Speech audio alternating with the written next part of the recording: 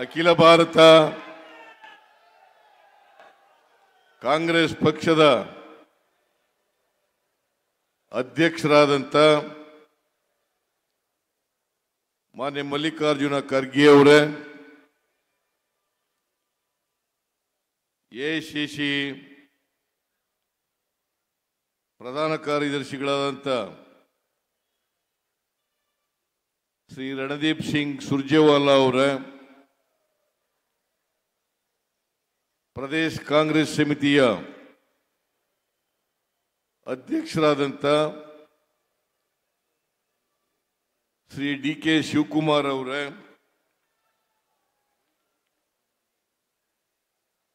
ಮಾಜಿ ಮುಖ್ಯಮಂತ್ರಿಗಳಾದಂಥ ಶ್ರೀ ವೀರಪ್ಪ ಮೊಯ್ಲಿ ಅವರೇ,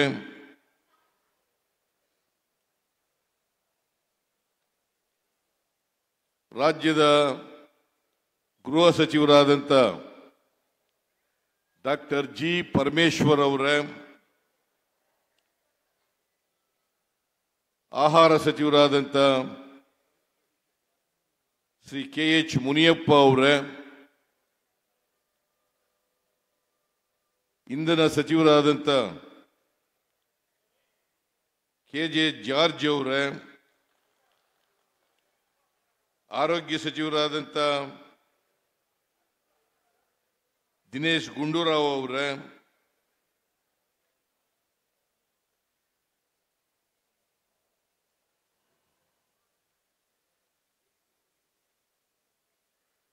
ಮೇಲ್ಮನೆಯ ಸದಸ್ಯರಾದಂಥ ಬಿ.ಕೆ. ಹರಿಪ್ರಸಾದ್ ಅವರೇ,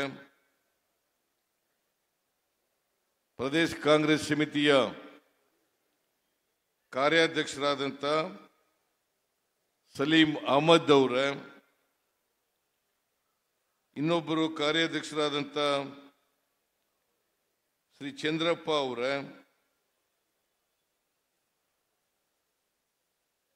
ಅಖಿಲ ಭಾರತ ಯುವ ಕಾಂಗ್ರೆಸ್ಸಿನ ಅಧ್ಯಕ್ಷರಾದಂಥ ಶ್ರೀನಿವಾಸ್ ಅವರೇ, ಮಹಿಳಾ ವಿಭಾಗದ ಅಧ್ಯಕ್ಷಿಣಿಯಾದಂಥ ಶ್ರೀಮತಿ ಪುಷ್ಪಾ ಅಮರನಾಥ್ ಅವರೇ, ಈ ಜಿಲ್ಲೆಯವರೇ ಆದಂಥ ಹಿರಿಯರಾದಂಥ ರಮಾನಾಥ್ ರೈ ಅವರೇ,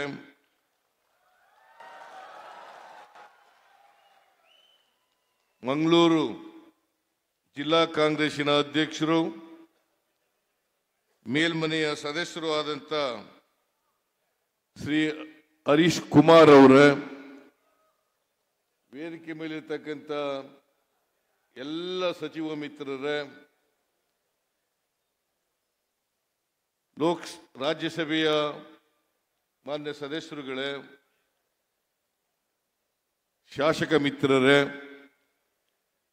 ಮಾಜಿ ಶಾಸಕರುಗಳೇ, ಮಾಜಿ ಸಂಸತ್ ಸದಸ್ಯರೇ, ಈ ಜಿಲ್ಲೆಯ ಎಲ್ಲ ಕಾಂಗ್ರೆಸ್ಸಿನ ಮುಖಂಡರೇ, ಉಡುಪಿ ಜಿಲ್ಲೆಯ ಎಲ್ಲ ಕಾಂಗ್ರೆಸ್ಸಿನ ಮುಖಂಡರುಗಳೇ, ಇಲ್ಲಿ ಇಷ್ಟೊಂದು ದೊಡ್ಡ ಸಂಖ್ಯೆಯಲ್ಲಿ ಸೇರಿರ್ತಕ್ಕಂಥ ಎಲ್ಲ ಆತ್ಮೀಯ ಮುಖಂಡರುಗಳೇ, ಕಾರ್ಯಕರ್ತ ಬಂಧುಗಳೇ, ತಾಯಂದಿರೇ, ಮಾಧ್ಯಮದ ಎಲ್ಲ ಗೆಳೆಯರೇ,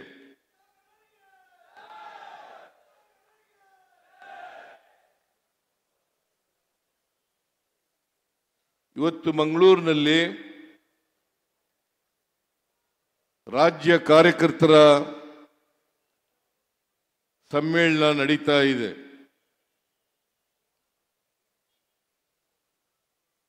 ಲೋಕಸಭಾ ಚುನಾವಣೆಗಿಂತ ಮುಂಚಿತವಾಗಿ ಇದು ಮೊದಲನೇ ಸಭೆ ಅಂತೇಳಿ ನಾನು ಭಾವಿಸ್ಕೊಂಡಿದ್ದೇನೆ. ರಾಜ್ಯ ಮಟ್ಟದ್ದು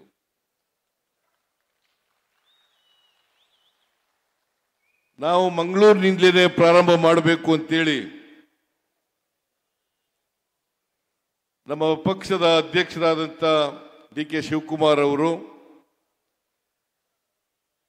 ನಾವು ಬೇರೆ ಜಿಲ್ಲೆಯಲ್ಲಿ ಪ್ರಾರಂಭ ಮಾಡೋಣ ಅಂತ ಹೇಳಿದ್ದು. ಆದರೆ ಅವ್ರು ಹೇಳಿದ್ರು ಇಲ್ಲ, ಮಂಗಳೂರಿನಿಂದಲೇ ಪ್ರಾರಂಭ ಮಾಡೋಣ. ಈ ಬಾರಿ ಮಂಗಳೂರು ಮತ್ತು ಉಡುಪಿ ಲೋಕಸಭಾ ಸ್ಥಾನಗಳನ್ನು ಗೆಲ್ಲೇಬೇಕು.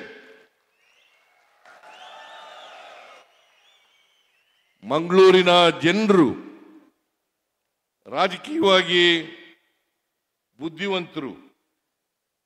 ಈ ದೇಶದಲ್ಲಿ ಮತ್ತು ರಾಜ್ಯದಲ್ಲಿ ಹೇಗೆ ರಾಜಕಾರಣ ನಡೀತಾ ಇದೆ ಅಂತಕ್ಕಂಥದನ್ನ ಅರ್ಥ ಮಾಡ್ಕೊಳ್ತಕ್ಕಂಥ ಶಕ್ತಿ ಇದೆ. ಯಾರು ಸುಳ್ಳು ಹೇಳ್ತಾರೆ, ಯಾರು ನುಡಿದಂತೆ ನಡೀತಾರೆ, ಇದನ್ನ ಅರ್ಥ ಮಾಡ್ಕೊಂಡು ಈ ಬರ್ತಕ್ಕಂಥ ಲೋಕಸಭಾ ಚುನಾವಣೆಯಲ್ಲಿ ತೀರ್ಮಾನವನ್ನು ಮಾಡ್ತಾರೆ ಅಂತಕ್ಕಂಥ ಕಾರಣದಿಂದ ಮಂಗಳೂರಿನಿಂದಲೇ ಪ್ರಾರಂಭ ಮಾಡಿದ್ದೀವಿ. ನಾನು ನಿಮ್ಮಲ್ಲಿ ಕೈ ಮುಗಿದು ಪ್ರಾರ್ಥನೆ ಮಾಡ್ತೇನೆ, ಭಾರತೀಯ ಜನತಾ ಪಕ್ಷದವರನ್ನು ನಂಬೇಡಿ.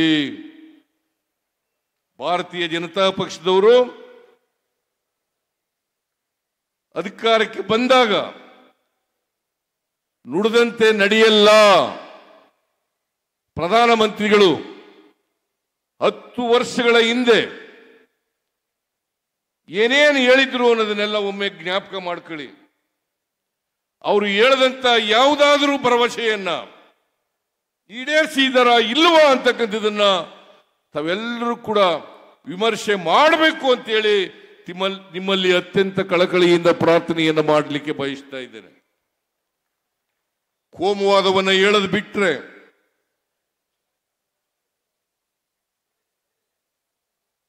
ಧರ್ಮಗಳ ನಡುವೆ ಬೆಂಕಿ ಹಚ್ಚತಕ್ಕಂಥದನ್ನು ಬಿಟ್ರೆ, ಜಾತಿಗಳ ನಡುವೆ ಬೆಂಕಿ ಹಚ್ಚತಕ್ಕಂಥದನ್ನು ಬಿಟ್ರೆ,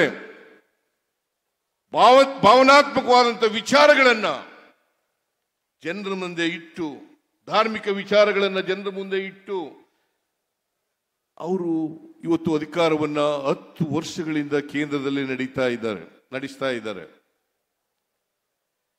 ಇವತ್ತು ನೀವು ತಿಳ್ಕೋಬೇಕು, ಈ 10 ವರ್ಷಗಳಲ್ಲಿ 2014ರಲ್ಲಿ ಏನು ಭರವಸೆಗಳನ್ನು ಈ ದೇಶಕ್ಕೆ ಕೊಟ್ಟಿದ್ರು, ಆ ಭರವಸೆಗಳಲ್ಲಿ ಯಾವುದಾದ್ರೂ ಪ್ರಮುಖವಾದಂಥ ಭರವಸೆಗಳನ್ನು ಈಡೇರಿಸಿದ್ದಾರಾ? ಈಗಾಗಲೇ ಪ್ರಸ್ತಾಪ ಮಾಡಿದ್ರು. ಬೆಲೆ ಏರಿಕೆಯನ್ನು ಕಡಿಮೆ ಮಾಡ್ತೀವಿ, ಸಾಮಾನ್ಯ ಜನರ ಬದುಕನ್ನ ಹಸನು ಮಾಡ್ತೇವೆ ಅಂತ ಹೇಳಿದ್ರು. ಅಚ್ಚೇ ದಿನ ಆಯಂಗೆ ಅಂತ ಹೇಳಿದ್ರು. ನಾನು ಕೇಳ್ತೀನಿ, ನಿಮಗೆ ಅಚ್ಚೇ ದಿನ ಬಂತಾ? ಒಳ್ಳೆ ದಿನ ಬಂದಿದೆಯಾ? ಪೆಟ್ರೋಲ್ ಡೀಸೆಲ್ ಬೆಲೆ ಏನಾಗಿದೆ? ಗ್ಯಾಸ್ ಬೆಲೆ ಏನಾಗಿದೆ? ಗೊಬ್ಬರದ ಬೆಲೆ ಏನಾಗಿದೆ? ಆಹಾರ ಪದಾರ್ಥಗಳ ಬೆಲೆ ಏನಾಗಿದೆ? ಇದನ್ನು ಒಮ್ಮೆ ನೀವು ಯೋಚನೆ ಮಾಡಿ ನೋಡಿ. ಇವನ್ನೆಲ್ಲ ಸುಳ್ಳೋ ನಿಜವೋ ಅಂತಕ್ಕಂಥದನ್ನ ನೀವು ವಿಮರ್ಶೆ ಮಾಡಬೇಕು. ಆ ವಿಮರ್ಶೆ ಮಾಡ್ತಕ್ಕಂಥ ಶಕ್ತಿ ನಿಮಗಿದೆ ಅಂತಕ್ಕಂಥ ಮಾತುಗಳನ್ನು ತಮಗೆ ತಿಳಿಸಲಿಕ್ಕೆ ಬಯಸ್ತಾ ಇದ್ದೇನೆ. ನಮ್ಮ ಕಾರ್ಯಕರ್ತರು, ನೀವು ಪ್ರಜ್ಞಾವಂತರ ಕಾರ್ಯಕರ್ತರಿದ್ದೀರಿ. ನಾವು ನುಡಿದಂತೆ ನಡೆದಿದ್ದೀವೋ ಇಲ್ವೋ ಅಂತಕ್ಕಂಥದನ್ನ ವಿಚಾರ ಮಾಡತಕ್ಕಂಥ ಶಕ್ತಿ ನಿಮಗಿದೆ. ನಾವು ನುಡಿದಂತೆ ನಡೆದಿದ್ರೆ, ಕೊಟ್ಟ ಮಾತನ್ನ ಜಾರಿಗೆ ಕೊಟ್ಟಿದ್ರೆ, ನೀವೆಲ್ಲರೂ ಕೂಡ ಮನೆಗೆ ಹೋಗ್ಬೇಕು, ಸತ್ಯ ವಿಚಾರಗಳನ್ನ ಜನರಿಗೆ ತಿಳಿಸ್ಬೇಕು. ನಾವು ಮಾತು ಕೊಟ್ಟಂತೆ ನಡ್ಕೊಂಡಿದ್ದೇವೆ. ಬಿಜೆಪಿಯವ್ರ ತರ ಸುಳ್ಳು ಭರವಸೆಗಳನ್ನು ಕೊಟ್ಟಿಲ್ಲ. ನಾವು ಕೊಟ್ಟಿರ್ತಕ್ಕಂಥ ಎಲ್ಲ ಭರವಸೆಗಳನ್ನು ಈಡೇರಿಸಿದ್ದೇವೆ.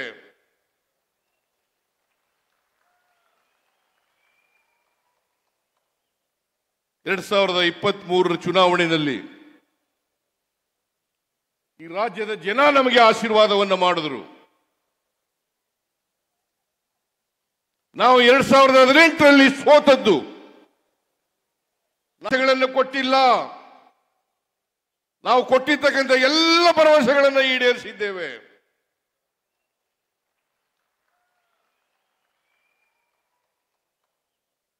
2023 ಚುನಾವಣೆಯಲ್ಲಿ ಈ ರಾಜ್ಯದ ಜನ ನಮಗೆ ಆಶೀರ್ವಾದವನ್ನು ಮಾಡಿದ್ರು. ನಾವು 2018ರಲ್ಲಿ ಸೋತದ್ದು. ನಾವು ಒಳ್ಳೆಯ ಕೆಲಸಗಳನ್ನು ಮಾಡಿದ್ರೂ ಕೂಡ, ಜನತೆಗೆ ಕೊಟ್ಟಿದ್ದಂತ ಎಲ್ಲ ಭರವಸೆಗಳನ್ನು ಈಡೇರಿಸಿದ್ರು ಕೂಡ ಜನ ನಮ್ಮನ್ನ ಕೈ ಹಿಡಿಲಿಲ್ಲ, ಜನ ನಮಗೆ ಆಶೀರ್ವಾದ ಮಾಡಲಿಲ್ಲ. ಕಾರಣ ಯಾಕಪ್ಪ ಅಂತಂದ್ರೆ, ನಾವು ಮಾಡದಂತ ಕೆಲಸವನ್ನ ಜನರಿಗೆ ಮುಟ್ಟಿಸೋದ್ರಲ್ಲಿ, ತಿಳಿಸೋದ್ರಲ್ಲಿ ನಾವು ಸೋತೋ ಅಂತಕ್ಕಂಥದ್ದನ್ನ ಇವತ್ತು ಅರ್ಥ ಮಾಡ್ಕೋಬೇಕಾಗ್ತದೆ.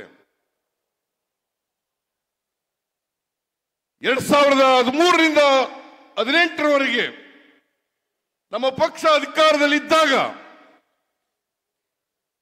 165 ಭರವಸೆಗಳನ್ನು ಕೊಟ್ಟಿದ್ದು.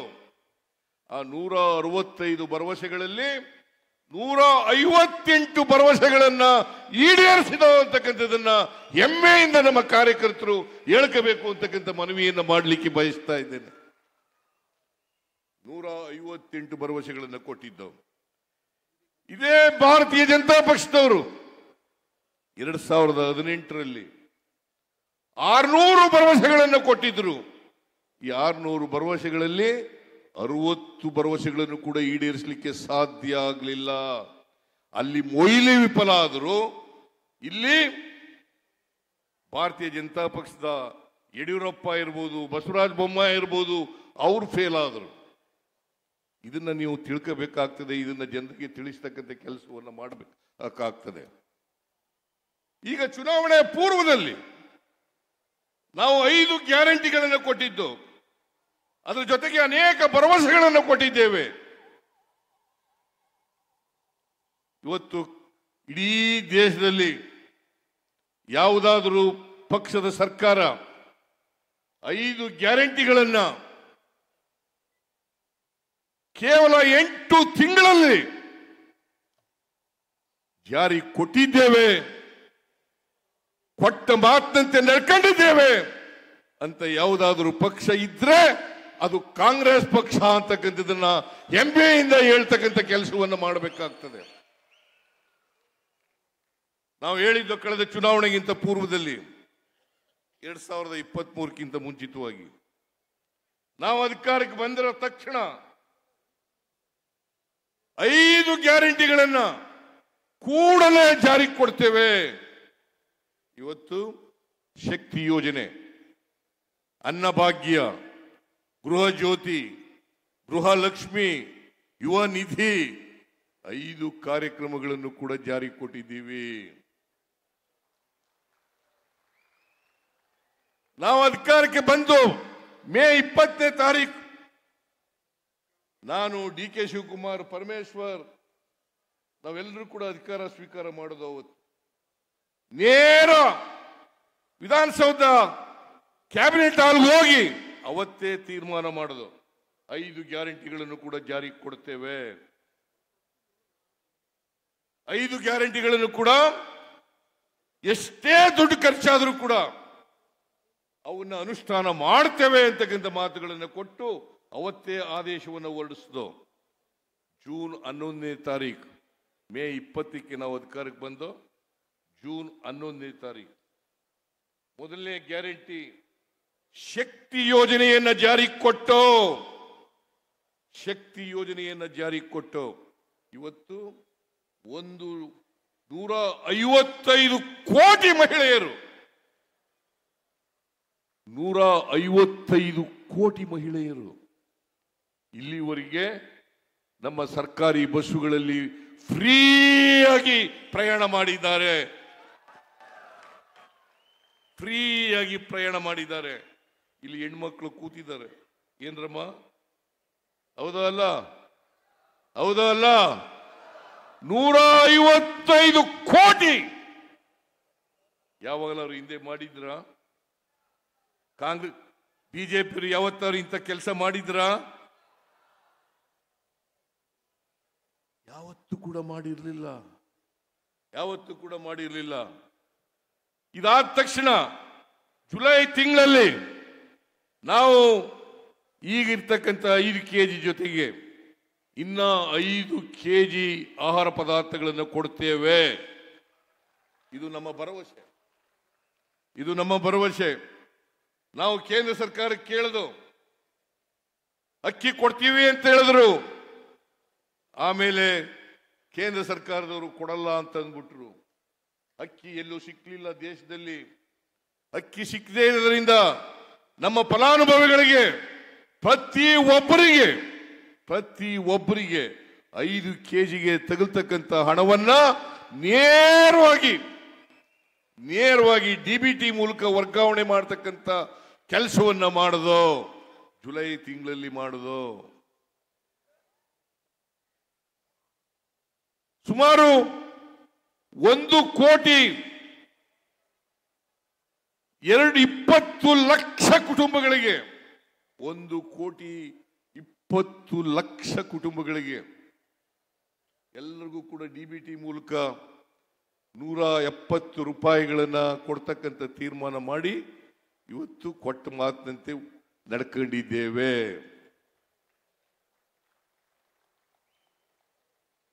ಹೆಗ್ಡೆ ಅವ್ರ ಪತ್ರ ಬರೆದ್ರು ನನಗೆ.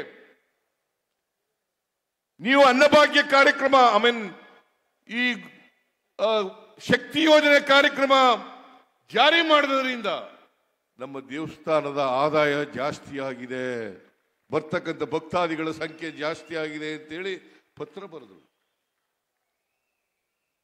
ಇದರಿಂದ ಆರ್ಥಿಕ ಚಟುವಟಿಕೆಗಳು ಜಾಸ್ತಿ ಆದವು. ಅದಾದ್ಮೇಲೆ ಜುಲೈ ತಿಂಗಳಲ್ಲಿ ಗೃಹ ಜ್ಯೋತಿ ಕಾರ್ಯಕ್ರಮವನ್ನ ಗುಲ್ಬರ್ಗದಲ್ಲಿ ಜಾರಿಗೆ ಕೊಟ್ಟರು. KJ ಜಾರ್ಜ್ ಅವರು ಇಲ್ಲೇ ಕೂತಿದ್ದಾರೆ, ಇಂಧನ ಸಚಿವರು.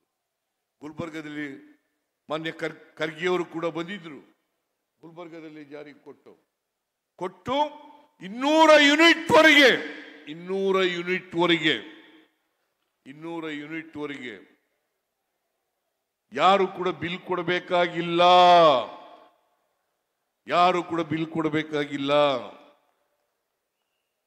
200 ಯೂನಿಟ್ ವರೆಗೆ. ಆಮೇಲೆ ಆಗಸ್ಟ್ ತಿಂಗಳಲ್ಲಿ ಗೃಹ ಲಕ್ಷ್ಮಿ ಕಾರ್ಯಕ್ರಮವನ್ನು ಮಾಡೋದು. ಇವತ್ತು 1,17,00,000 ಕುಟುಂಬದ ಯಜಮಾನಿಗೆ ತಿಂಗಳಿಗೆ 2,000 ರೂಪಾಯಿ ತಲುಪಿಸ್ತಕ್ಕಂಥ ಕೆಲಸವನ್ನ ಮಾಡಿದ್ದೇವೆ. 2,000 ರೂಪಾಯಿ ಪ್ರತಿ ತಿಂಗಳು ಮನೆಯ ಯಜಮಾನಿಗೆ 1,17,00,000 ಮಹಿಳೆಯರಿಗೆ ಇವತ್ತು ಕೊಡ್ತಾ ಇದ್ದೀವಿ. ಶಿವಮೊಗ್ಗದಲ್ಲಿ ಯುವ ನಿಧಿ ಕಾರ್ಯಕ್ರಮವನ್ನು ಜಾರಿ ಕೊಟ್ಟು ಇವತ್ತಿನವರಿಗೆ 1,00,000 ಜನ ಯುವತಿಯರು ರಿಜಿಸ್ಟ್ರೇಷನ್ ಮಾಡಿಸಿ ಅವರಿಗೆ ಹಣವನ್ನು ವರ್ಗಾವಣೆ ಮಾಡತಕ್ಕಂಥ ಕೆಲಸವನ್ನ ಮಾಡೋದು. ಈ 5 ಗ್ಯಾರಂಟಿಗಳನ್ನು ಮಾಡಿದ್ದೀವಿ. ಅಷ್ಟೇ ಅಲ್ಲ, ಈ ವರ್ಷ 36,000 ಕೋಟಿ ರೂಪಾಯಿಗಳನ್ನ ಯಾರು ಮಧ್ಯವರ್ತಿಗಳು ಇಲ್ದೇನೆ, ಮಧ್ಯವರ್ತಿಗಳ ಹಾವಳಿ ಇಲ್ಲ, ಈಗ ನೇರವಾಗಿ ಫಲಾನುಭವಿಗಳಿಗೆ ಅವರ ಅಕೌಂಟ್ಗೆ ತಲುಪಿಸ್ತಕ್ಕಂಥ ಕೆಲಸವನ್ನ ಮಾಡಿದ್ದೇವೆ. ಇದನ್ನ ನೀವು ಜನರಿಗೆ ತಿಳಿಸ್ಬೇಕಾ ಬೇಡ? ಜನರಿಗೆ ತಿಳಿಸ್ಬೇಕಾ ಬೇಡ? ಯಾಕಂದ್ರೆ ದಾರಿ ತಪ್ಪಿಸ್ತಕ್ಕಂಥ ಕೆಲಸವನ್ನ ಮಾಡ್ತಾರೆ. ಈ ಗ್ಯಾರಂಟಿಗಳನ್ನು ಘೋಷಣೆ ಮಾಡಿದಾಗ ಇದೇ ಪ್ರಧಾನಮಂತ್ರಿಯವರು ಹೇಳಿದ್ರು, ಈ ಗ್ಯಾರಂಟಿಗಳನ್ನ ಜಾರಿ ಕೊಡ್ಲಿಕ್ಕಾಗಲ್ಲ. ಒಂದು ವೇಳೆ ಕೊಟ್ರೆ ಕರ್ನಾಟಕ ರಾಜ್ಯ ಆರ್ಥಿಕವಾಗಿ ದಿವಾಳಿ ಆಗ್ಬಿಡ್ತದೆ, ಕೊಡಕ್ಕಾಗಲ್ಲ. ನಾನು ಹೇಳಿದೆ, ಕೊಟ್ಟೇ ಕೊಡ್ತೀವಿ, ಕೊಟ್ಟ ಮಾತನ್ನ ಉಳಿಸ್ಕೊಳ್ತೀವಿ. ನಾವು ಬಸವಾದಿ ಶರಣರ ವಿಚಾರದಲ್ಲಿ ನಂಬಿಕೆ ಇಟ್ಕೊಂಡಿರ್ತಕ್ಕಂಥವ್ರು, ಅಂಬೇಡ್ಕರ್ ಅವರ ವಿಚಾರದಲ್ಲಿ ನಂಬಿಕೆ ಇಟ್ಕೊಂಡಿರ್ತಕ್ಕಂಥವ್ರು, ಗಾಂಧೀಜಿಯವರ ವಿಚಾರದಲ್ಲಿ ನಂಬಿಕೆ ಇಟ್ಕೊಂಡಿರ್ತಕ್ಕಂಥವ್ರು, ಬುದ್ಧನ ವಿಚಾರದಲ್ಲಿ ನಂಬಿಕೆ ಇಟ್ಕೊಂಡಿರ್ತಕ್ಕಂಥವ್ರು ಇದನ್ನು ಮಾಡೇ ಮಾಡ್ತೀವಿ ಅಂತ ಹೇಳೋದು. ಇವತ್ತು ಕೊಟ್ಟ ಮಾತನ್ನ ಉಳಿಸ್ಕೊಳ್ತಕ್ಕಂಥ ಕೆಲಸವನ್ನ ಮಾಡೋದು. 5 ಗ್ಯಾರಂಟಿಗಳನ್ನು ಕೊಟ್ಟು ಜಾರಿ ಮಾಡಿದು 36,000 ಕೋಟಿ ರೂಪಾಯಿಗಳನ್ನು ಕೊಟ್ಟು ಕರ್ನಾಟಕ ರಾಜ್ಯ ದಿವಾಳಿ ಆಗಲಿಲ್ಲ. ಆರ್ಥಿಕವಾಗಿ ದಿವಾಳಿ ಆಗಲಿಲ್ಲ. ಕರ್ನಾಟಕ ರಾಜ್ಯ ಆರ್ಥಿಕವಾಗಿ ಸುಭದ್ರವಾಗಿದೆ, ಇವತ್ತು ಕೂಡ ಸುಭದ್ರವಾಗಿದೆ ಅಂತಕ್ಕಂಥದ್ದನ್ನ ತಮಗೆ ತಿಳಿಸ್ಲಿಕ್ಕೆ ಬಯಸ್ತಾ ಇದ್ದೇನೆ. ನಿನ್ನೆ ತಾನೇ ನಾನು ಬಜೆಟ್ ಮಂಡಿಸಿದೆ. ಮುಂದಿನ ವರ್ಷದ ಬಜೆಟ್ 24-25 ಬಜೆಟ್ ಅನ್ನ ಮಂಡಿಸಿದೆ. ಈಗಾಗಲೇ ಮೊಯ್ಲಿ ಅವರು ಹೇಳಿದ್ರು 3,71,383 ಕೋಟಿ ರೂಪಾಯಿಗಳ ಬಜೆಟ್. 3,02,000 ಕೋಟಿ ರೂಪಾಯಿ ಮಂಡಿಸಿದ್ರು ಅವರು, ಬಿಜೆಪಿ ಅವರು. 3,02,000 ಕೋಟಿ. ನಾನು ಮುಖ್ಯಮಂತ್ರಿ ಆದ ಮೇಲೆ, ಕಾಂಗ್ರೆಸ್ ಪಕ್ಷ ಅಧಿಕಾರಕ್ಕೆ ಬಂದ ಮೇಲೆ ಮತ್ತೊಮ್ಮೆ ಬಜೆಟ್ ಮಂಡಿಸಿದೆ. ಈ ವರ್ಷ 3,27,747 ಕೋಟಿ ರೂಪಾಯಿಗಳ ಬಜೆಟ್ ಅನ್ನು ಮಂಡಿಸಿದೆ. 3,27,747 ಕೋಟಿ ರೂಪಾಯಿಯನ್ನು ಮಂಡಿಸಿದೆ. ಅದಕ್ಕಿಂತ ಹೆಚ್ಚಾಗಿ ಇವತ್ತು ಈ ಬಜೆಟ್ನಲ್ಲಿ 46,000ಕ್ಕೂ ಹೆಚ್ಚು ಕೋಟಿ, 46,000ಕ್ಕೂ ಹೆಚ್ಚು ಕೋಟಿ ರೂಪಾಯಿಗಳ ಬಜೆಟ್ ಅನ್ನು ಮಂಡಿಸಿದ್ದೇನೆ. ದಿವಾಳಿ ಆಗಿದ್ರೆ ಮಂಡಿಸಕ್ಕಾಯ್ತಿತ್ತ? ನರೇಂದ್ರ ಮೋದಿಜಿ, ಯಾಕ್ರಿ ಇಷ್ಟೊಂದು ಸುಳ್ಳು ಹೇಳ್ತೀರಿ ನೀವು? ಈ ದೇಶದ ಪ್ರಧಾನಮಂತ್ರಿಗೆ ಯಾಕ್ರಿ ಸುಳ್ಳು ಹೇಳ್ತೀರಿ? ಯಾಕ್ರಿ ಸುಳ್ಳು ಹೇಳ್ತೀರಿ? ದೇಶ ಇವತ್ತು ನಮ್ಮ ಗ್ಯಾರಂಟಿ ಪದ ಇದೆಯಲ್ಲ, ಗ್ಯಾರಂಟಿ ಅನ್ನೋ ಪದ ಇದೆಯಲ್ಲ, ಅದನ್ನು ಕದ್ಬಿಟ್ಟಿದ್ದಾರೆ. ಕದ್ಬಿಟ್ಟು ಈಗ ಮೋದಿ ಗ್ಯಾರಂಟಿ ಅಲ್ಲಪ್ಪ, ಗ್ಯಾರಂಟಿಗಳನ್ನ ಜಾರಿ ಮಾಡಕ್ಕಾಗಲ್ಲ ಅಂತ ಹೇಳಿದ್ರಲ್ರಿ ನರೇಂದ್ರ ಮೋದಿಜಿ. ಬಿಜೆಪಿ ಅವರೇ ಯಾಕೆ ಹೇಳಿದ್ರಿ? ಈಗ ಮೋದಿ ಗ್ಯಾರಂಟಿ, ಅದು ಬಿಜೆಪಿ ಗ್ಯಾರಂಟಿ ಅಲ್ಲ, ಮೋದಿ ಗ್ಯಾರಂಟಿ. ಈ ಮೋದಿಯವರು ಕೊಟ್ಟ ಮಾತಿನಂತೆ ನಡ್ಕೊಳ್ತಕ್ಕಂಥವ್ರಲ್ಲ. ಬಹುಶಃ ನನ್ನ ರಾಜಕೀಯ ಜೀವನದಲ್ಲಿ ಮೋದಿಯಷ್ಟು ಸುಳ್ಳು ಹೇಳದಂತ ಪ್ರಧಾನಮಂತ್ರಿ ಸ್ವತಂತ್ರ ಭಾರತದಲ್ಲಿ ಯಾರೂ ಕೂಡ ಬಂದಿರಲಿಲ್ಲ ಅಂತಕ್ಕಂಥದ್ದನ್ನ ಅರ್ಥ ಮಾಡ್ಕೋಬೇಕಾಗ್ತದೆ. ಸ್ವತಂತ್ರ ಭಾರತದಲ್ಲಿ ಯಾರು ಕೂಡ ಇಂಥ ಸುಳ್ಳು ಹೇಳ್ತಕ್ಕಂಥ ಪ್ರಧಾನಮಂತ್ರಿ ಬಂದಿರಲಿಲ್ಲ. ಯಾಕ್ರಿ ಸುಳ್ಳು ಹೇಳ್ತೀರಿ ಪ್ರಧಾನಮಂತ್ರಿಗಳೇ? ನಿನ್ನೆ ಬಜೆಟ್ನಲ್ಲಿ ನಾನು ಮುಂದಿನ 5 ವರ್ಷಕ್ಕೆ 24-25ನೇ ಆರ್ಥಿಕ ವರ್ಷಕ್ಕೆ 52,000 ಕೋಟಿ ರೂಪಾಯಿಗಳನ್ನ ಈ ಗ್ಯಾರಂಟಿ ಯೋಜನೆಗಳಿಗೆ ಮೀಸಲಿಟ್ಟಿದ್ದೇನೆ. 52,000 ಕೋಟಿ. 52,000 ಕೋಟಿ ನೀವು ಯಾವತ್ತಾರು ಮಾಡಿದ್ದೀರಾ? ನರೇಂದ್ರ ಮೋದಿಜಿ, ಯಡಿಯೂರಪ್ಪ, ಬಸವರಾಜ ಬೊಮ್ಮಾಯಿ, ಅಶೋಕ ಮಾಡಿದ್ರೇನ್ರಿ? ಏನು ಓಹೋ ವೀರ, ಏನ್ ನಿನ್ನೆ ಬಹುಶಃ ಕರ್ನಾಟಕದ ಇತಿಹಾಸದಲ್ಲಿ ಡಿ.ಕೆ. ಶಿವಕುಮಾರ್ ಹೇಳಿದ್ರು, ಅದನ್ನ ನಾ ಯಾವತ್ತೂ ಕೂಡ ನೋಡಿರ್ಲಿಲ್ಲ. ಮೊದಲೇ ಪ್ಲಾನ್ ಮಾಡ್ಕೊಂಡು ಬಂದ್ಬಿಟ್ಟಿವ್ರೆ, ಪ್ಲಕಾರ್ಡ್ಗಳೆಲ್ಲ ಹಿಡ್ಕೊಂಡು. ಯಾಕಂತಂದ್ರೆ ಬೈಕಾಟ್ ಮಾಡಬೇಕು, ಸಿದ್ದರಾಮಯ್ಯನವರು ಬಜೆಟ್ ಅನ್ನ ಬೈಕಾಟ್ ಮಾಡಬೇಕು. ಯಾಕಂತಂದ್ರೆ ಅವರಿಗೆ ಸತ್ಯ ತಡ್ಕೊಳಕ್ಕಾಗಲ್ಲ, ಮೈಯೆಲ್ಲ ಉರಿ ಬಂದ್ಬಿಡ್ತದೆ. ಸತ್ಯ ತಡ್ಕೊಳಕ್ಕಾಗಲ್ಲ, ಸತ್ಯ ಹೇಳ್ಬಿಡ್ತೀವಲ್ಲ, ಅದರಿಂದ ಮೈ ಉರಿ ಎತ್ಕೊಂಡು. ಯಾಕಂತಂದ್ರೆ ಕೇಂದ್ರ ಸರ್ಕಾರ ಈ ವರ್ಷ 23-24ಕ್ಕೆ ಕರ್ನಾಟಕದಿಂದ ಶೇಖರಣೆ ಆಗ್ತಕ್ಕಂಥ ತೆರಿಗೆ ಕೇಂದ್ರ ಸರ್ಕಾರಕ್ಕೆ ಹೋಗ್ತಕ್ಕಂಥದ್ದು 4,30,000 ಕೋಟಿ. 4,30,000 ಕೋಟಿ. ನಮಗೆ ಎಷ್ಟು ಬರ್ತದೆ ಗೊತ್ತಾ? ಬರೀ 50,257 ಕೋಟಿ ನಾವು ಕಲೆಕ್ಟ್ ಮಾಡೋದು ಕರ್ನಾಟಕದಿಂದ. 4,30,000 ಕೋಟಿ ನಮಗೆ ವಾಪಸ್ ಬರ್ತಕ್ಕಂಥದ್ದು 50,257 ಕೋಟಿ. 100 ರೂಪಾಯಿ ತೆರಿಗೆ ಕಲೆಕ್ಟ್ ಮಾಡಿಕೊಟ್ರೆ ನಮಗೆ ವಾಪಸ್ ಬರೋದು 13 ರೂಪಾಯಿ ಮಾತ್ರ. ಇದು ನ್ಯಾಯನಾ ಅನ್ಯಾಯನ? ನ್ಯಾಯನಾ ಅನ್ಯಾಯನ? ನ್ಯಾಯ ಅಲ್ಲ. ಇದನ್ನ ಹೇಳಿದ್ರೆ ಅವರಿಗೆ ಮೈಯೆಲ್ಲ ಉರಿ ಎತ್ಕೊಬಿಡ್ತದೆ ಅವರಿಗೆ. ಅವರು ನಿಜವಾಗಿ 7 ಕೋಟಿ ಕನ್ನಡಿಗರ ಹಿತವನ್ನ ರಕ್ಷಣೆ ಮಾಡ್ತಕ್ಕಂಥ ಏನಾದ್ರೂ ಬದ್ಧತೆ ಇದ್ದಿದ್ರೆ ನಾವು ಚಳುವಳಿನಲ್ಲಿ ಭಾಗವಹಿಸಬೇಕಾಗಿತ್ತು. ನಾನು ಡೆಲ್ಲಿನಲ್ಲಿ ಚಳುವಳಿ ಮಾಡಿದಾಗ ನಾನು ಮತ್ತು ನಮ್ಮ ಪಕ್ಷದ ಎಲ್ಲ ಅಧ್ಯಕ್ಷರು ಮತ್ತು ಎಲ್ಲ ಶಾಸಕರುಗಳು, ಮಂತ್ರಿಗಳು ಡೆಲ್ಲಿನಲ್ಲಿ ಚಳುವಳಿ ಮಾಡಿದಾಗ, ಪ್ರತಿಭಟನೆ ಮಾಡಿದಾಗ ನಾನು ಪತ್ರ ಬರೆದೆ, ಎಲ್ಲ ಎಂಪಿಗಳಿಗೆ ಪತ್ರ ಬರೆದೆ, ನೀವು ಬರ್ರಿ ಭಾಗವಹಿಸ್ರಿ ಅಂತೇಳಿ. ಇದರಲ್ಲಿ ರಾಜಕೀಯ ಇಲ್ಲ. ಕರ್ನಾಟಕ ಅನ್ಯಾಯ ಆಗಿದೆ, ಕನ್ನಡಿಗರಿಗೆ ಅನ್ಯಾಯ ಆಗಿದೆ. ನಾವು 4,30,30,000 ರೂಪಾಯಿ ಕೊಟ್ಟರೂ ಕೂಡ ನಮಗೆ ಬರ್ತಕ್ಕಂಥದ್ದು 50,257 ಕೋಟಿ. ಈ ಅನ್ಯಾಯ ಸರಿಪಡಿಸೋಣ ಬರ್ರಿ. ಇವತ್ತು ಒಕ್ಕೂಟ ವ್ಯವಸ್ಥೆಗೆ ಧಕ್ಕೆಯಾಗಿದೆ. ನಾವು ಒಕ್ಕೂಟ ವ್ಯವಸ್ಥೆಯನ್ನು ಒಪ್ಕೊಂಡಿದ್ದೀವಿ. ತೆರಿಗೆ ಅವ್ರಿಗೇನು ಬರಲ್ಲ, ಅವ್ರಿಗೇನು ಯಾವುದು ಜಾಗ ಇಲ್ಲ ತೆರಿಗೆ ವಸೂಲು ಮಾಡಲಿಕ್ಕೆ. ರಾಜ್ಯಗಳಿಂದ ವಸೂಲು ಆಗ್ತಕ್ಕಂಥ ತೆರಿಗೆಯಿಂದಲೇ ಕೇಂದ್ರ ಸರ್ಕಾರ ನಡೀಬೇಕು.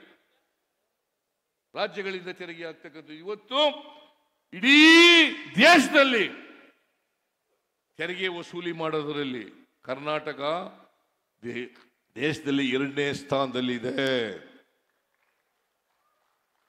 ಕರ್ನಾಟಕ 2ನೇ ಸ್ಥಾನದಲ್ಲಿದೆ.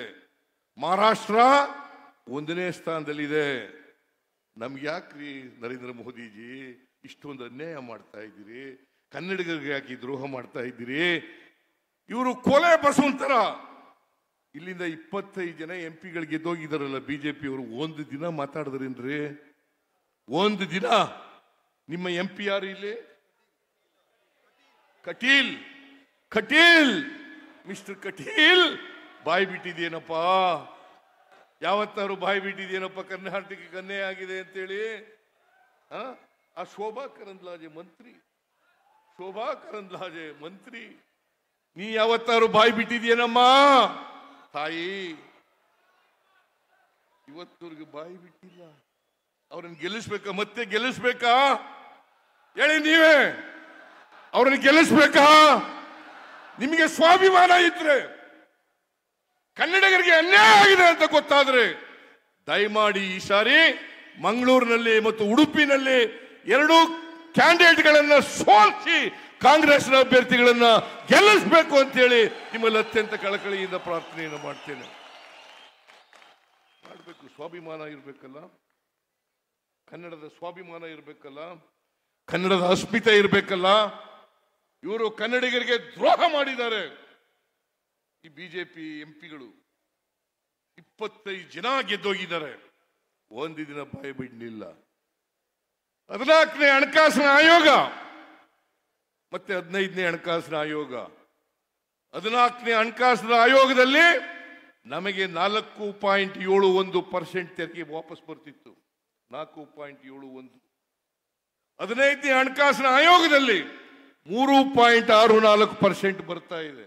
ಅಂದ್ರೆ 1.07% ಕಡಿಮೆ ಆಯಿತು.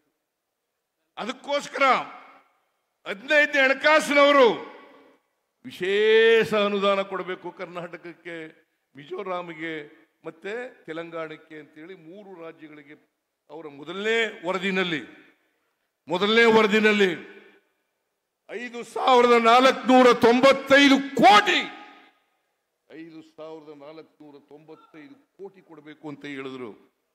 ಇದೇ ನಿರ್ಮಲಾ ಸೀತಾರಾಮನ್ ಹಣಕಾಸಿನ ಮಂತ್ರಿ, ಕೇಂದ್ರದ ಹಣಕಾಸಿನ ಮಂತ್ರಿ, ಕರ್ನಾಟಕದಿಂದ ಡೆಲ್ಲಿಗೆ ಹೋಗಿರ್ತಕ್ಕಂಥ ಹೆಣ್ಮಗಳು, ರಾಜ್ಯಸಭಾ ಸದಸ್ಯ, ಕರ್ನಾಟಕದಿಂದ ಹೋಗಿರ್ತಕ್ಕಂಥ ಹೆಣ್ಮಗಳು, ಆ ಅಮ್ಮ ಕೊಡಕ್ಕಾಗಲ್ಲ ಅಂತ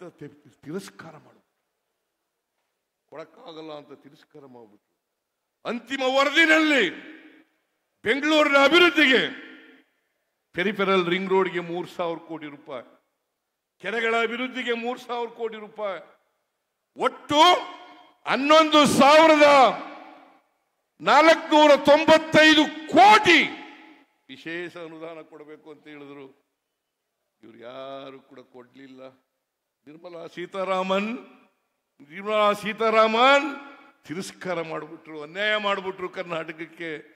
ಯಾವ ರಾಜ್ಯದಿಂದ ಗೆದ್ದೋದ್ರು ಅದೇ ರಾಜ್ಯದ ಕನ್ನಡಿಗರಿಗೆ ಅನ್ಯಾಯ ಯಾರಾದರೂ ಮಾಡಿದ್ರೆ ಅದು ಶ್ರೀಮತಿ ಅವರ ಅಭಿವೃದ್ಧಿಗೆ, ಪೆರಿಫೆರಲ್ ರಿಂಗ್ ರೋಡ್ಗೆ 3,000 ಕೋಟಿ ರೂಪಾಯಿ, ಕೆರೆಗಳ ಅಭಿವೃದ್ಧಿಗೆ 3,000 ಕೋಟಿ ರೂಪಾಯಿ, ಒಟ್ಟು 11,495 ಕೋಟಿ ವಿಶೇಷ ಅನುದಾನ ಕೊಡಬೇಕು ಅಂತ ಹೇಳಿದ್ರು. ಇವ್ರು ಯಾರು ಕೂಡ ಕೊಡ್ಲಿಲ್ಲ. ನಿರ್ಮಲಾ ಸೀತಾರಾಮನ್ ತಿರಸ್ಕಾರ ಮಾಡಿಬಿಟ್ರು, ಅನ್ಯಾಯ ಮಾಡಿಬಿಟ್ರು ಕರ್ನಾಟಕಕ್ಕೆ. ಯಾವ ರಾಜ್ಯದಿಂದ ಗೆದ್ದೋದ್ರು ಅದೇ ರಾಜ್ಯದ ಕನ್ನಡಿಗರಿಗೆ ಅನ್ಯಾಯ ಯಾರಾದರೂ ಮಾಡಿದ್ರೆ ಅದು ಶ್ರೀಮತಿ ನಿರ್ಮಲಾ ಸೀತಾರಾಮನ್. ಇದು ನ್ಯಾಯನಾ?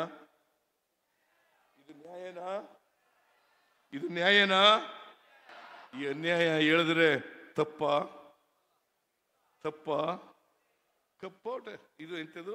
ಪ್ಲಕಾರ್ಡ್ ಹಿಡ್ಕೋಬತ್ತು, ಪ್ಲಕಾರ್ಡ್ ಹಿಡ್ಕ. ಮಿಸ್ಟರ್ ಅಶೋಕ, ಗೊತ್ತಾಗಲ್ವೇನಪ್ಪ ನಿನಗೆ? ಯಡಿಯೂರಪ್ಪ ಗೊತ್ತಾಗಲು ನಿನಗೆ? ಬಸವರಾಜ ಗೊತ್ತಾಗಲು ನಿನಗೆ? ಯತ್ನಾಳ್, ಓಹೋ, ಅವ್ರು ನರೇಂದ್ರ ಮೋದಿ ಅವರು ಹೇಳ್ತಾರೆ ಸಬ್ಕಾ ಸಾಥ್ ಸಬ್ಕಾ ವಿಕಾಸ್. ಎಲ್ಲಪ್ಪ ಸಬ್ಕಾ ಸಾಥು ಸಬ್ಕಾ ವಿಕಾಸು?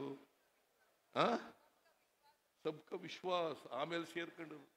ಸಬ್ಕಾ ವಿಶ್ವಾಸ್, ಸಬ್ಕಾ ಸಾಥ್ ಸಬ್ಕಾ ವಿಶ್ವಾಸ್, ಸಬ್ಕಾ ವಿಕಾಸ್. ಎಲ್ಲಿ ವಿಕಾಸ ಮಾಡ್ತಾರೆ? ಆ ಯತ್ನಾಳ ಇರ್ತಾನೆ, ಯಾರು ಟೋಪಿ ಹಾಕಿರೋರು ನನ್ನ ಆಫೀಸ್ಗೆ ಬರಬೇಡಿ ಅಂತ ಯತ್ನಾಳ ಹೇಳೋರು. ಟೋಪಿ ಹಾಕೊಂಡಿರೋರು, ಬುರ್ಕ ಹಾಕೊಂಡಿರೋರು ಯಾರು ನಮ್ಮ ಆಫೀಸಿಗೆ ಬರಬೇಡಿ. ಅವ್ರು ನರೇಂದ್ರ ಮೋದಿ ಅವರು ಹೇಳ್ತಾರೆ ಸಬ್ಕಾ ಸಾಥ್ ಸಬ್ಕಾ ವಿಕಾಸ್ ಸಬ್ಕಾ ವಿಶ್ವಾಸ್. ಹೇಳೋದಕ್ಕೆ ನಡ್ಕೊಳ್ಳೋದಕ್ಕೆ ಅರ್ಥ ಇರ್ಬೇಕಲ್ಲ, ಸಂಬಂಧ ಇರ್ಬೇಕಲ್ಲ. ಏನ್ ಹೇಳ್ತೀವಿ ಅದರಂತೆ ನಡ್ಕೊಳ್ತಕ್ಕಂಥವ್ರು ಅದು ಕಾಂಗ್ರೆಸ್ ಪಕ್ಷ ಮಾತ್ರ ಅಂತಕ್ಕಂಥದ್ದು ತಿಳ್ಕೋಬೇಕಾಗ್ತದೆ. ನೀವೆಲ್ಲ ಕಾಂಗ್ರೆಸ್ಸಿಗರು. DK ಶಿವಕುಮಾರ್ ಮಾತಾಡಿದ್ರು ಸುದೀರ್ಘವಾಗಿ, ಮಾನ್ಯ ಮಲ್ಲಿಕಾರ್ಜುನ ಖರ್ಗೆ ಅವರು ಮಾತಾಡಿದ್ರು. ನಾನು ಮತ್ತೆ ಮಾರ್ಗಕ್ಕೆ ಹೋಗ್ಲಿ. ಇವತ್ತೆಲ್ಲ ಇಲ್ಲಿ ಬ್ಯಾಂಕ್ಗಳಿದ್ವಲ್ಲ, ಶ್ರೀಮತಿ ಇಂದಿರಾ ಗಾಂಧಿ ಅವರು ಬ್ಯಾಂಕ್ ರಾಷ್ಟ್ರೀಕರಣ ಮಾಡಿದ್ರು. ಯಾಕಂತಂದ್ರೆ ಬ್ಯಾಂಕ್ನ ಬಾಗಿಲುಗಳು ಬಡವರಿಗೂ ಕೂಡ ತೆಗೆದಿರಬೇಕು ಅಂತೇಳಿ, ಬಡವರಿಗೂ ಕೂಡ ತೆರೆದಿರಬೇಕು. ಇವತ್ತು ಏನಾಗಿದೆ ಬ್ಯಾಂಕಿನ ಪರಿಸ್ಥಿತಿ? ರಾಷ್ಟ್ರೀಕರಣ ಮಾಡಿದ್ರು. ಇವತ್ತು ಖಾಸಗಿಯವರಿಗೆ ಬ್ಯಾಂಕ್ ಮಾಡ್ತಾ ಇದ್ದಾರೆ. ಈ ನರೇಂದ್ರ ಮೋದಿ ಅವರು ಪ್ರಧಾನಮಂತ್ರಿ ಆದ್ಮೇಲೆ ತೆರಿಗೆ ಯಾರ ಮೇಲೆ ಹಾಕಿದ್ದು ಗೊತ್ತಾ? ಬಡವರ ಮೇಲೆ ತೆರಿಗೆ ಹಾಕಿದ್ದು. ಬಡವರ ತೆರಿಗೆ ಜಾಸ್ತಿ ಆಯ್ತು. ಕಾರ್ಪೊರೇಟ್ ಬಾಡಿಗಳು 30% ತೆರಿಗೆಯನ್ನು ಕೊಡ್ತಾ ಇದ್ರು. ಅದನ್ನ 22.5ಕ್ಕೆ ಇಳಿಸಿದ್ದು ನರೇಂದ್ರ ಮೋದಿ ಅವರು. ಕಾರ್ಪೊರೇಟ್ ಬಾಡಿಗಳು ಮನಮೋಹನ್ ಸಿಂಗ್ ಕಾಲದಲ್ಲಿ 30% ತೆರಿಗೆ. ಇವರು ನರೇಂದ್ರ ಮೋದಿ ಅವರ ಕಾಲದಲ್ಲಿ 22.5. ಯಾರ ಪರವಾಗಿದ್ದಾರೆ ಇವರು? ಯಾರ ಪರವಾಗಿದ್ದಾರೆ? ಶ್ರೀಮಂತರ ಪರವಾಗಿ, ಉದ್ಯಮಿಗಳ ಪರವಾಗಿ, ಕಾರ್ಪೊರೇಟ್ ಬಾಡಿಗಳ ಪರವಾಗಿ ಇವರು ನರೇಂದ್ರ ಮೋದಿ ಅವರು ಇರ್ತಕ್ಕಂಥದ್ದು. ಬಡವರ ಪರವಾಗಿಲ್ಲ, ಬಡವರ ಪರವಾಗಿಲ್ಲ. ನಮ್ಮ ಸರ್ಕಾರ ಬಸವ, ಬುದ್ಧ, ಗಾಂಧಿ, ಅಂಬೇಡ್ಕರ್ ಹೇಳಿದಂಥ ವಿಚಾರಗಳಲ್ಲಿ ಸಂವಿಧಾನ ಏನು ಹೇಳ್ತದೆ ಆ ಸಂವಿಧಾನದ ರೀತಿ ನಡೀತಕ್ಕಂಥದ್ದು. ಅದಕ್ಕೋಸ್ಕರನೇ ಈ ತಿಂಗಳ ಜನವರಿ 26, 1950, ಜನವರಿ 26, 24, ಜನವರಿ 26, 24ರಿಂದ ಇವತ್ತು ಸಂವಿಧಾನ ಜಾಥಾ ನಡೀತಾ ಇದೆ ಇಡೀ ದೇಶದಲ್ಲಿ, ಇಡೀ ರಾಜ್ಯದಲ್ಲಿ ಸಂವಿಧಾನ ಜಾಥಾ ನಡೀತಾ ಇದೆ. 31 ಜಿಲ್ಲೆಗಳಲ್ಲಿಯೂ ಕೂಡ, ಕರ್ನಾಟಕದ 31 ಜಿಲ್ಲೆಗಳಲ್ಲಿಯೂ ಕೂಡ ಜಾಥಾ ನಡೀತದೆ. 23ರವರೆಗೆ ಜಾಥಾ ನಡೀತದೆ. 23ರವರೆಗೆ. ಯಾಕಂತಂದ್ರೆ ಅಂಬೇಡ್ಕರ್ ರಚನೆ ಮಾಡಿದಂತ ಸಂವಿಧಾನ ಎಲ್ಲರಿಗೂ ನ್ಯಾಯ ಕೊಡ್ತಕ್ಕಂಥದ್ದು, ಎಲ್ರಿಗೂ ಸಮಾನ ಅವಕಾಶಗಳನ್ನು ಕೊಡ್ತಕ್ಕಂಥದ್ದು, ಎಲ್ಲರೂ ಮುಖ್ಯವಾಹಿನಿಗೆ ಬರಬೇಕು. ಅದಕ್ಕೆ ಬಾಬಾ ಸಾಹೇಬ್ ಅಂಬೇಡ್ಕರ್ ಅವರು 1949 ನವೆಂಬರ್ 25ನೇ ತಾರೀಕು 49 ನವೆಂಬರ್ 25ನೇ ತಾರೀಕು ಕಾನ್ಸ್ಟಿಟ್ಯೂಂಟ್ ಅಸೆಂಬ್ಲಿನಲ್ಲಿ ಭಾಷಣ ಮಾಡಿದ್ದಾರೆ. ನೀವೆಲ್ಲ ಓದಬೇಕು ಆ ಭಾಷಣ. ನಮ್ಮ ಎಲ್ಲ ಮುಖಂಡರುಗಳು ಕೂಡ ಓದಬೇಕು. ಅವತ್ತು ಏನು ಹೇಳಿದ್ದಾರೆ ಅಂತಂದ್ರೆ, ಕಾನ್ಸ್ಟಿಟ್ಯೂಂಟ್ ಅಸೆಂಬ್ಲಿನಲ್ಲಿ 1950 ಜನವರಿ 26ನೇ ತಾರೀಕಿನಿಂದ ಹೊಸ ಸಂವಿಧಾನ ಜಾರಿಗೆ ಬರ್ತಾ ಇದೆ ಈ ದೇಶದಲ್ಲಿ ಜಾರಿ ಬರ್ತದೆ. ಅವತ್ತು ಈ ಸಮಾಜದಲ್ಲಿ ವೈರುಧ್ಯತೆ ಇರ್ತಕ್ಕಂಥ ಸಮಾಜಕ್ಕೆ ನಾವು ಕಾಲಿಡ್ತಾ ಇದ್ದೀವಿ. ವೈರುಧ್ಯತೆ ಇರ್ತಕ್ಕಂಥ ಸಮಾಜಕ್ಕೆ ಕಾಲಿಡ್ತಾ ಇದ್ದೀವಿ. ಆರ್ಥಿಕ ಅಸಮಾನತೆ ಇದೆ, ಸಾಮಾಜಿಕ ಅಸಮಾನತೆ ಇದೆ. ಈ ದೇಶಕ್ಕೆ ಸ್ವಾತಂತ್ರ್ಯ ಬಂದದ್ದು ಸಾರ್ಥಕ ಆಗ್ಬೇಕಾದ್ರೆ, ಯಶಸ್ವಿ ಆಗ್ಬೇಕಾದ್ರೆ ರಾಜಕೀಯ ಪ್ರಜಾಪ್ರಭುತ್ವ, ಸಾಮಾಜಿಕ ಆರ್ಥಿಕ ಪ್ರಜಾಪ್ರಭುತ್ವದ ತಳಹದಿಯ ಮೇಲೆ ನಿಂತಾಗ ಮಾತ್ರ, ಎಲ್ಲರಿಗೂ ಸಾಮಾಜಿಕ ಆರ್ಥಿಕ ಶಕ್ತಿ ಬಂದಾಗ ಮಾತ್ರ ಈ ದೇಶಕ್ಕೆ ಸ್ವಾತಂತ್ರ್ಯ ಬಂದದಕ್ಕೆ ಸಾರ್ಥಕ ಆಗ್ತದೆ ಅಂತಕ್ಕಂಥ ಮಾತುಗಳನ್ನು ಹೇಳಿದರು. ಇದರಲ್ಲಿ ನಂಬಿಕೆ ಇಟ್ಕೊಂಡಿರ್ತಕ್ಕಂಥವ್ರು ಕಾಂಗ್ರೆಸ್ನವರು. ನೀವೆಲ್ಲರೂ ಕೂಡ ಕಾಂಗ್ರೆಸ್ನವರು ಇಲ್ಲಿ ಕೂತಿರ್ತಕ್ಕಂಥ ಎಲ್ಲರೂ ಕೂಡ ಈ ತತ್ವ ಆದರ್ಶಗಳಲ್ಲಿ ನಂಬಿಕೆ ಇಟ್ಕೊಂಡಿರ್ತಕ್ಕಂಥವ್ರು. ಆದ್ರಿಂದ ನಮ್ಮ ಜವಾಬ್ದಾರಿಯನ್ನು ಸಂವಿಧಾನ ಉಳಿಸಬೇಕಾಗಿರೋರು. ಈ ದೇಶಕ್ಕೆ ಸ್ವಾತಂತ್ರ್ಯ ತಂದುಕೊಟ್ಟವ್ರು ಯಾರು? ಬಿಜೆಪಿಯವರ? ಯಾರು ತಂದುಕೊಟ್ಟವರು? ಕಾಂಗ್ರೆಸ್. ಮಹಾತ್ಮ ಗಾಂಧೀಜಿಯವರ ನೇತೃತ್ವದಲ್ಲಿ ನೆಹರು, ವಲ್ಲಭಾಯ್ ಪಟೇಲ್, ಆಜಾದ್, ಮೌಲಾನಾ ಆಜಾದ್ ಇವರ ನೇತೃತ್ವದಲ್ಲಿ ಸ್ವಾತಂತ್ರ್ಯ ಬಂತು. ವಾಜಪೇಯಿ ನೇತೃತ್ವದಲ್ಲಿ, ಅದ್ವಾನಿ ನೇತೃತ್ವದಲ್ಲಿ, ನರೇಂದ್ರ ಮೋದಿ ನೇತೃತ್ವದಲ್ಲಿ ಸ್ವಾತಂತ್ರ್ಯ ಬಂದದ್ದಲ್ಲ. ನೀವು ತಿಳ್ಕೋಬೇಕು, ಈ ದೇಶಕ್ಕೆ ಸ್ವಾತಂತ್ರ್ಯ ಬಂದದ್ದು ಕಾಂಗ್ರೆಸ್ನಿಂದ ಅಂತಕ್ಕಂಥ ತಿಳ್ಕೋಬೇಕಾಗ್ತದೆ. ಕಾಂಗ್ರೆಸ್ ಪಕ್ಷ ಮಾತ್ರ ಎಲ್ಲರಿಗೂ ನ್ಯಾಯ ಕೊಡ್ಲಿಕ್ಕೆ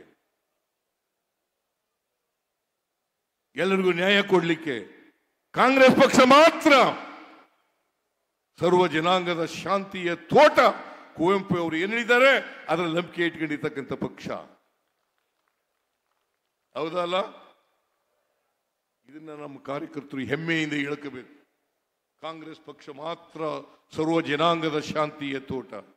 ಸರ್ವ ಜನಾಂಗದವರನ್ನ, ಎಲ್ಲ ಸಮಾಜದ, ಎಲ್ಲ ಧರ್ಮದ, ಎಲ್ಲ ಜಾತಿಯ ಜನರಿಗೆ ಇವತ್ತು ಅವಕಾಶಗಳನ್ನು ಕಲ್ಪಿಸ್ಕೊಡ್ತಕ್ಕಂಥ ಯಾವುದಾದ್ರೂ ಪಕ್ಷ ಇದ್ರೆ, ಅದು ಸಂವಿಧಾನದಂತೆ ನಡೀತಾ ಇದ್ರೆ ಅದು ಕಾಂಗ್ರೆಸ್ ಪಕ್ಷ ಮಾತ್ರ. ಬಿಜೆಪಿ ಅಲ್ಲ.